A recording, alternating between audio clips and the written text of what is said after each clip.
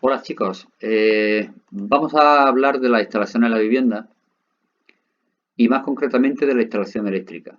Bien, nosotros vamos a dar la definición de instalación, la que viene en la introducción, que dice que se consideran como instalación en una vivienda todos los sistemas de distribución y recogida de energía o de fluidos que forman parte de la edificación. Es decir, son instalaciones tanto lo que sea energía, pues sean suministro de energía, como instalaciones por las que pueden circular fluidos, como por ejemplo la instalación del gas para la cocina o para la calefacción o la instalación de agua fría y agua caliente. Bien, a nosotros lo que nos interesa ahora mismo es la instalación eléctrica de la vivienda. Aquí tenéis, digamos, un poquito el esquema de instalación en planta de una vivienda donde podéis ver, pues, en fin, todo lo que compone la instalación, los conductores, interruptores, enchufes, etcétera. A nosotros lo que nos interesa ahora mismo, más concretamente, es el cuadro eléctrico, ¿vale? El cuadro eléctrico, lo que es el cuadro general de mando y protección de la vivienda, que se encuentra ubicado, pues, cerca de la puerta de la vivienda, pues, cerca de la puerta de entrada de la casa. Si vosotros fijáis en vuestra casa, seguramente allí cerca de la puerta tenéis que tener un panel de plástico que podéis abrir y os vais a encontrar algo similar a lo que tenéis aquí. Así, por ejemplo, pues tenemos de izquierda a derecha el ICP, que es el interruptor de control de potencia. El interruptor de control de potencia es un elemento que te pone la compañía que te limita la potencia que puedes consumir. Por ejemplo, si yo he contratado a la compañía suministradora, he contratado 3.000 vatios y resulta que yo en casa enchufo 5 braseros a la vez, el horno microondas, la tele, el ordenador, etcétera, y me paso de esos 3.000 vatios, va a saltar y te deja sin energía. El resto de componentes, los que tenéis ya aquí en esta zona, ya son componentes de protección. Esos componentes de protección sería el interruptor general automático, que es el primero que tenéis, que es el de corte general de toda la instalación. Es decir, si se produce una sobrecarga fuerte o un cortocircuito, desconectaría toda la instalación para protegerla.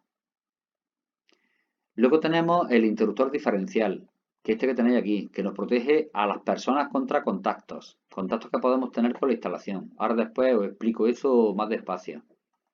Y por último tenemos el resto de elementos que son los C1, C2, C3, que son los PIAs, pequeños interruptores automáticos, que protegen de sobrecorriente, sobrecarga y cortocircuitos a cada uno de los circuitos que forman la casa.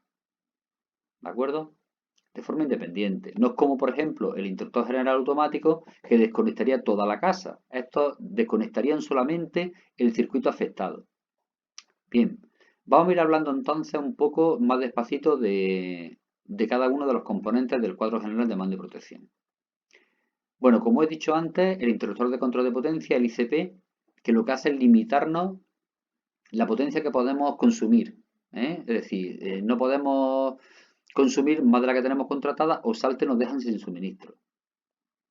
Luego tenemos el interruptor general automático, el IGE o el IGA, ¿vale? Que es el interruptor que se encarga de protegernos contra sobrecarga y cortocircuitos pero de forma general. También lo podemos utilizar, por ejemplo, si nos vamos a ir de casa durante mucho tiempo y queremos desconectar toda la instalación eléctrica de la vivienda.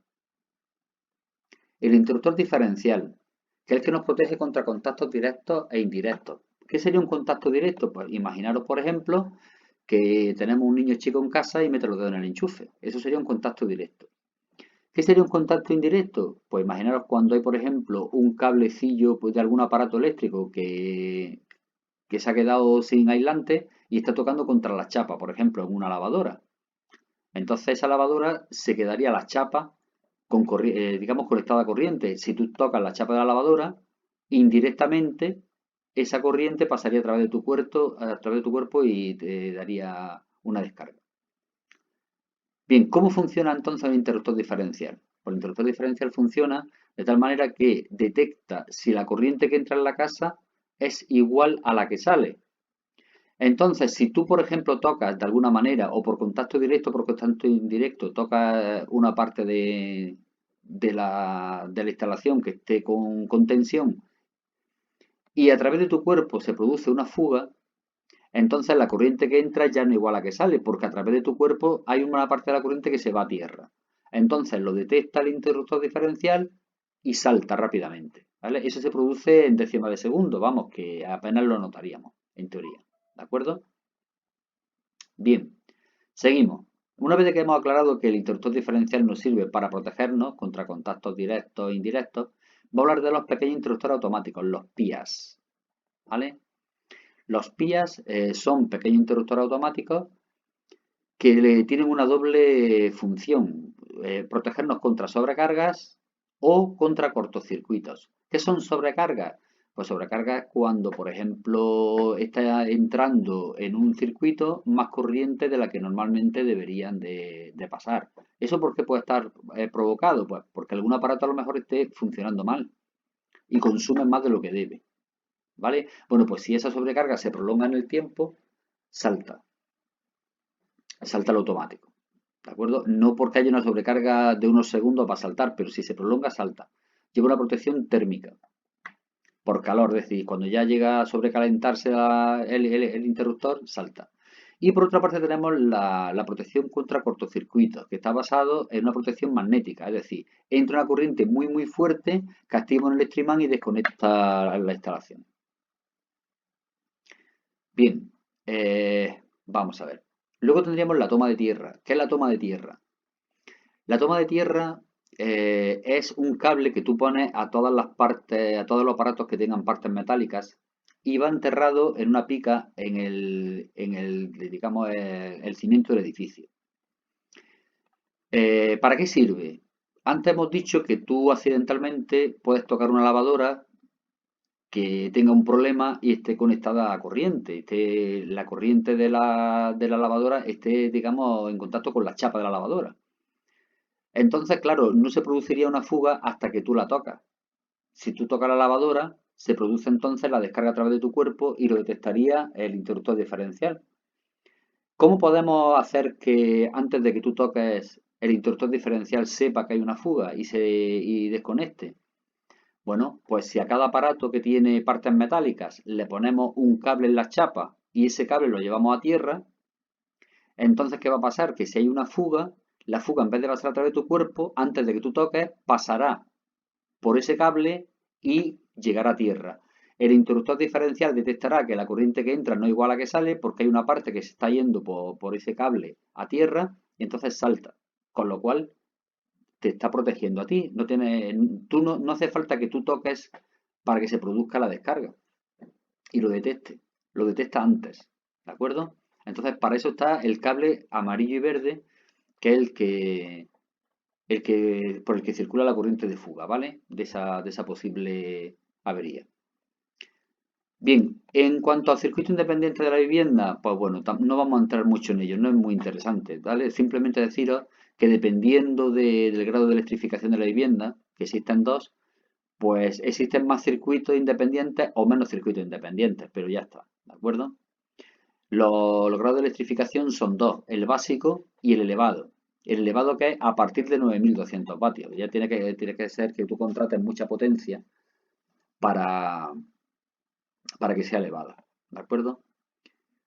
¿Qué tipos de cables tenemos en la instalación de la vivienda? Pues mirad, tenemos básicamente tres tipos de cables, como los tenéis aquí puestos, ¿vale? Tenéis el conductor de fase, que puede ser marrón o negro, y gris también en algunas ocasiones, pero normalmente es marrón o negro.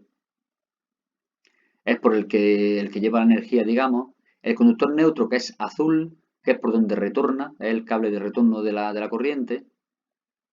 Y el conductor de tierra, que es el amarillo verde, que es el que hemos dicho que conectamos con las partes metálicas, para que si hay una fuga se vaya a tierra. ¿De acuerdo? Normalmente, si todo está en orden, por ese cable no circula corriente. Solamente circula corriente cuando hay un problema, cuando hay una parte metálica que está en contacto con la corriente y entonces la corriente circularía a través de él. Si no, en teoría, no debe de llevar ninguna corriente. Si no hay fugas, si no hay problemas, no lleva corriente. ¿Vale? Bien, en las instalaciones eléctricas se utilizan una serie de símbolos cuando, por ejemplo, un arquitecto hace el plano de una vivienda y, en fin, para representar el circuito eléctrico, pues tiene una serie de simbolillos como los tenéis aquí. ¿vale? Ahí los apuntes lo podéis ver más despacito.